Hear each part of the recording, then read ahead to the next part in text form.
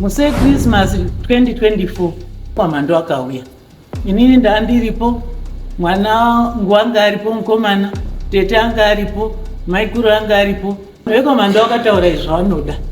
Vamwe vakataura kuti iwe uri kuda kuti apa ufambe vana vako vane motikari dzakakura sei. Kati handisi kukanira motikari dzinouya kangari. Inoona ngare mombe rinoda kudarika naipo. Saka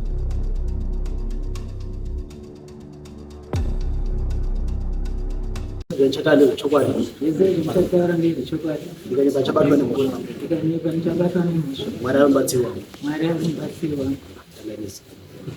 ndini lile nenyasi ndine 77 years.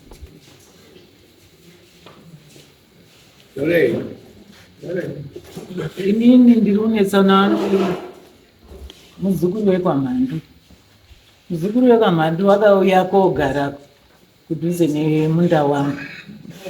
Agara kudhuze nemunda wangu wakatanga kusima miti. Paakagara pacho pachenyowota. Agara kudaro miti iyoyo haina kukura kwenguva yakareba. Ndakaenda kwasabhuku kuti sabhuku yaimudionerewo zvaita muzukuru wekwamhando. Sabhuku haana kuuya 2024. Saka 2024 pandazoenda kunana sekuru vacho vana mhando kuti uyai muone zvakaita muzukuru wenyu. Muse Christmas 2024 vanhu vekwamhando vakauya. Inini ndandiripo, mwana wanga aripo mukomana, tete anga aripo, maikuru anga aripo, sabhuku mapara anga aripo, ngokuti iye simba wacho iyeyu uri mubhuku rekwamapara, ini ndiri mubhuku rekwanyazika. Vanhu vekwamhando vakataura izvavanoda. Munda wedu. Vamwe vakataura kuti iwe uri kuda kuti apa ufambe vana vako vane motikari dzakakura sei pakati pemiti yemwana wedu. Ndikati handisi kukanira motikari dzinouya kangari. Ndiri kukanira mombe, ndinoona ngare mombe rinoda kudarika naipo. Saka hapana chakafamba. Gore rapera mwana wangu aibva aisa waya pamunda. Aisa waya yaitokavhira iyeyo. Gore rino iye aibva aisa waya kusaidhi uku nekusaidhi uku.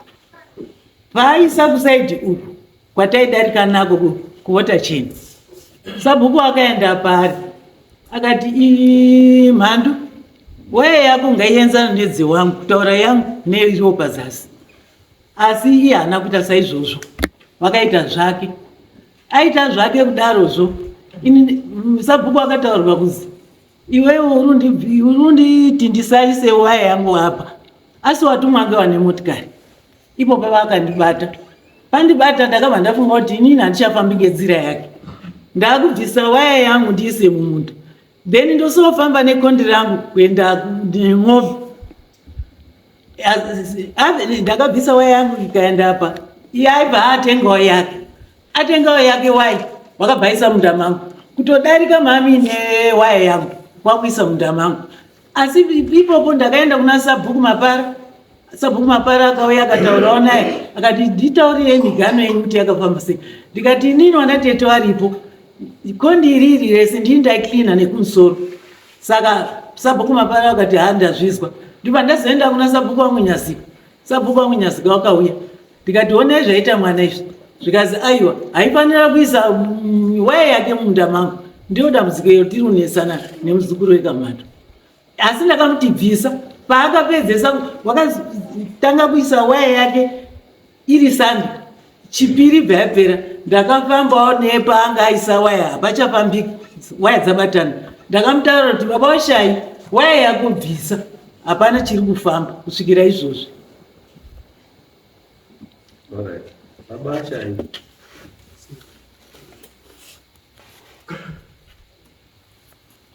Changavi. Yes.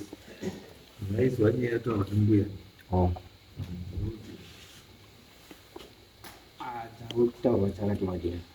Nani yewe yamagaisa mundamaji. Iye ine nana kusawa ya mundamaji. Nakaisa pamugani. Simba rashe mandu. Nakaisa pamugani. Ati ya kutu walikuwa ni magatu kufura. Ipapapo kunyepa. Anozi ya mkano ndia. Sabuma para uri pano. Anoziya mugano muziya. Ndo wana sekuru ndi mzukuru wana sekuru walidziwa kandichigana Saka pastor papo. Ndipo na siku. Ndizo. mwe mana sekuru Pastor papo ndipo na siku. Wana siku shore ndizo mbori. ngwari suppose kuya wane makumbaru wazo omwe wacho wari mabasa wari akati Saka iwo rumira siku ndibwisiria.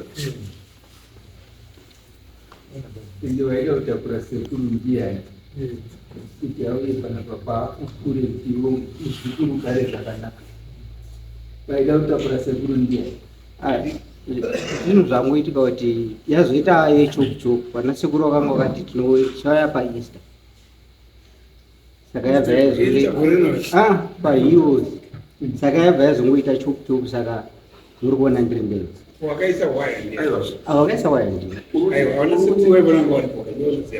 Uruti iwo yaita chokuchoku na. Uruti wabatwa kwa uruziya kuti na. Wakwasina udziwa. ndakaudziwa Saka yaita chokuchoku na.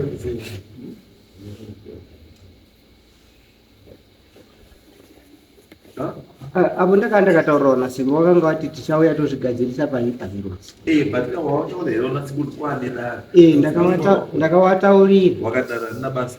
vakata kuna ana sekuru variko ndo vane makumbo ari kunayo Tiyatenga basa rani rekutakura siku rokoma ngeramo Ngira. Saka ane mhotso pakati pako nesipureni.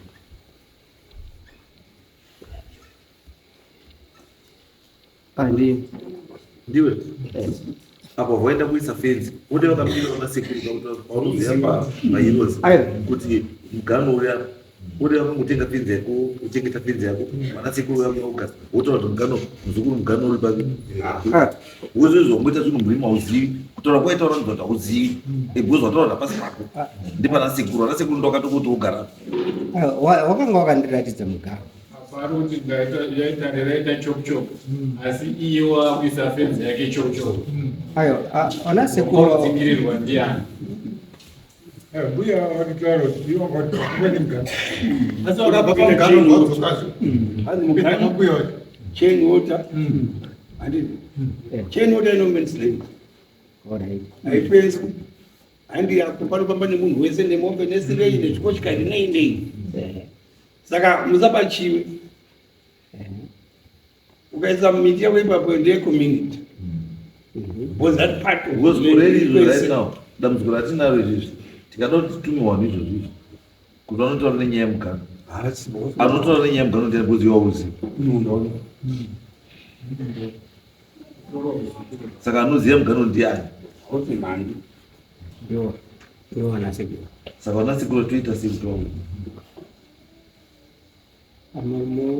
ndiri kukumbira mwachiyasausa next yepa inonangana neheroes Aiwa, baba. Mai chawasuda kuona ifenzi. Kusvika hwino zvakamutarisa fenzi yawasuda kuona.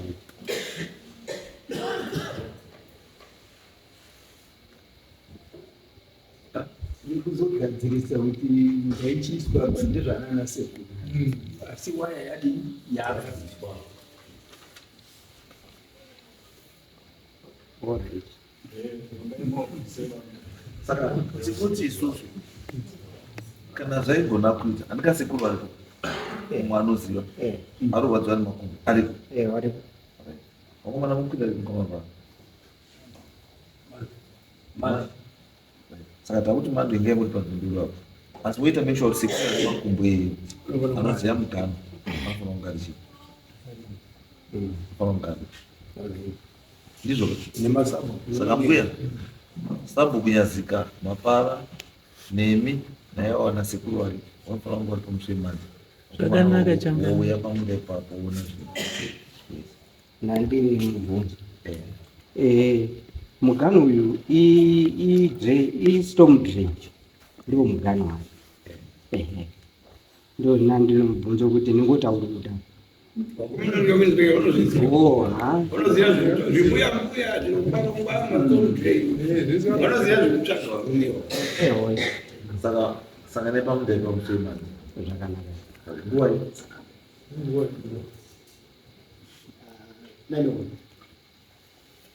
nine makusema Totally. by Sunday Ndio. Azvite